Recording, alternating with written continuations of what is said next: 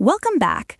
Before we dive into the chilling realization of what my son is truly capable of, please tap that like button and subscribe. Your support helps me bring these intense, true-to-life psychological thrillers to you. $60,000. That was the sum. A sickening, colossal figure my older brother, Elias, had stolen before he simply vanished. I found the proof not neatly filed, but scattered across the floor of the emptied guest room, like confetti from a silent, devastating party. Withdrawal slips, every single one bearing a perfect, agonizing forgery of my signature. $25,000 here, $35,000 there. My hands were shaking so violently they felt foreign. The room was sterile, Elias's luggage gone, his clothes cleared out.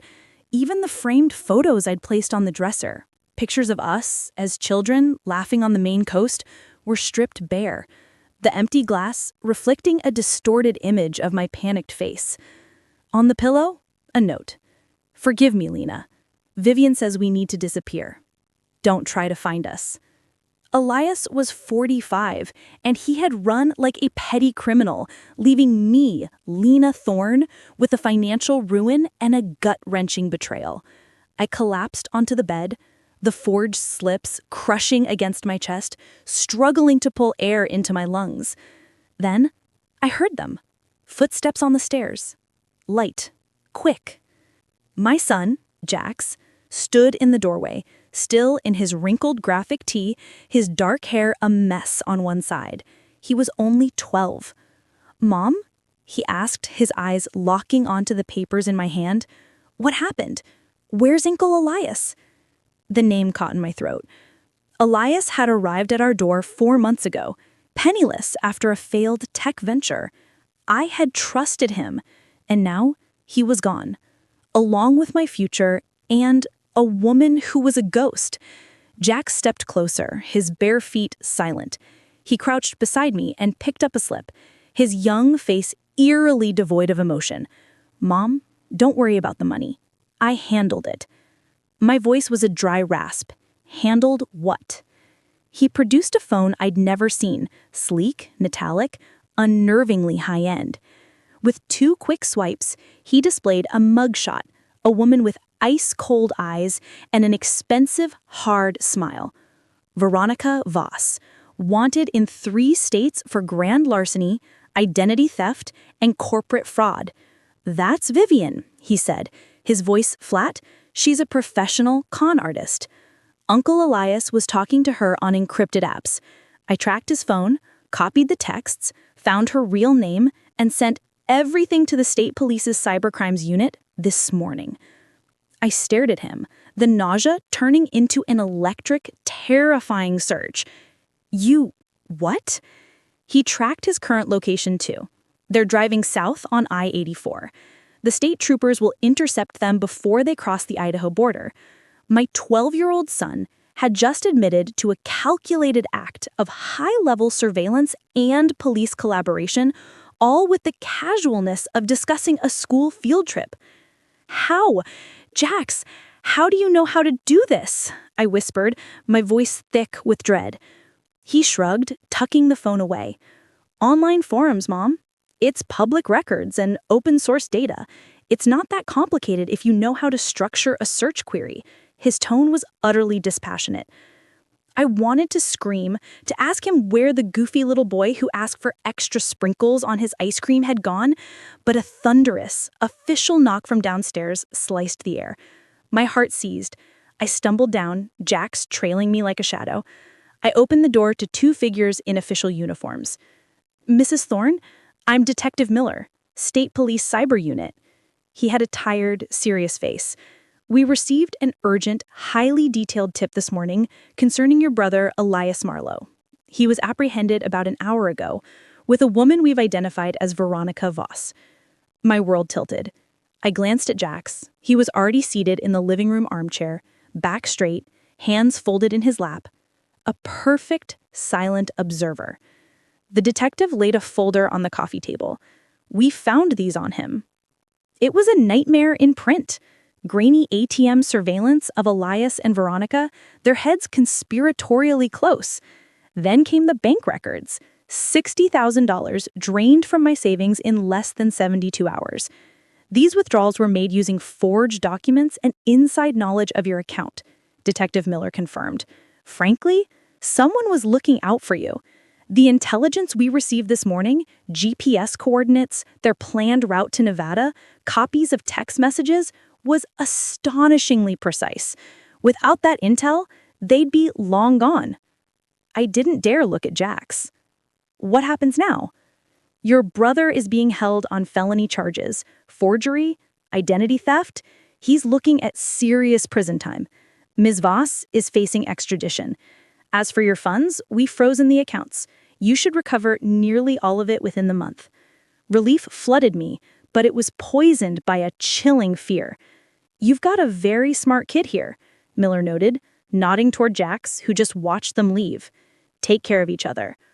The moment the door clicked shut, the silence was suffocating. I turned to Jax. He was staring at the window, his face a perfectly blank slate. Jax, I began, my voice trembling. What you did? I don't know where to begin. He finally looked up, and for a split second, I saw something utterly cold flash in his eyes. Not remorse, not fear, just certainty. I did what I had to do, Mom. He stole from us. Someone had to end it. But you're 12 years old. You shouldn't have to carry this weight. I know, he interrupted, his voice soft but firm, a terrifying maturity in his tone. I could, so I did. He stood up, calmly walking toward the kitchen. I'm starving. Is there any of that maple cereal left? I stood frozen, recognizing the strategic genius of his deflection. He was shutting down the conversation, demanding normalcy. That night, after Jax was asleep, I found a single envelope on the kitchen counter. It was neatly folded, the word Elias written on the front in Jax's precise, careful script. I unfolded the note with shaking hands. Dear Elias, I forgive you for stealing from us. I forgive you for choosing a career criminal over your family. But forgiveness doesn't mean apathy. I hope prison helps you learn discipline. You belong there, because outside you only cause pain. If you ever try to come back, if you ever even think about hurting Mom or Grandma again, I will simply finish what you started. You tied your own rope when you forged her name. I'll make sure the knot holds. Enjoy your sentence. Love, Jax. The words were not written by a child. They were crafted by an executioner who understood the surgical precision of emotional trauma. Forgiveness twisted into a permanent, chilling threat. The call came 3 days later, just after midnight. My brother, Elias, had been transferred from the jail to the local hospital after a cell block altercation. Injuries to his neck and ribs. He was asking for me, desperately. Jax was dressed before I reached the front door, his sneakers laced. I'm coming with you. In the hospital room, Elias was a bruised, defeated shadow. Purple bruises circled his throat like a garrote. Lena, he rasped, his eyes darting to Jax standing motionless in the doorway. You have to listen. Watch your boy. Dorian, what are you talking about? You're paranoid. He knew everything, he whispered, his voice cracking. Before I even did it. Veronica, she said he gave her chills, like he could see right through her plan. He's not normal. Before I could process the terror in his words, my mother, Martha, burst in, pulling me away. Don't listen to his lies, Lena. He's trying to blame a child for his own crimes. Jax is the only good thing left in this family. I looked at Elias's frantic, pleading eyes, then at my mother's resolute, blinding denial. Finally, I looked at Jax. He was still, perfect, unreadable. Come on, Mom, he said softly, his voice cutting through the tension. Grandma's right. Uncle Elias just needs to sleep. As we left, Elias's broken whisper followed us down the hall. Watch your boy, Lena. Watch your boy. That evening, I found Jax at the kitchen table, a small notebook open. He was drawing. Homework? I asked, my voice tight. He shook his head, pushing the book slightly toward me. It was a chessboard, but every piece was transformed. All the pawns were advanced, turned into queens, and in the corner, surrounded with no escape, sat a single, isolated king. It's an endgame position, Jax explained, looking up, his head tilted. Pawns are only weak if they stay put. The king never saw it coming. I sank into the chair across from him. Jax, you have to talk to someone. A counselor. There have to be limits. If that's what you want, he said, setting down his pen, his eyes utterly cold. I'll go. I'll say all the right things. That's not what I want. I want you to be honest. I can do that, Mom, he replied, studying me with eyes too old for his face, as long as no one threatens us again.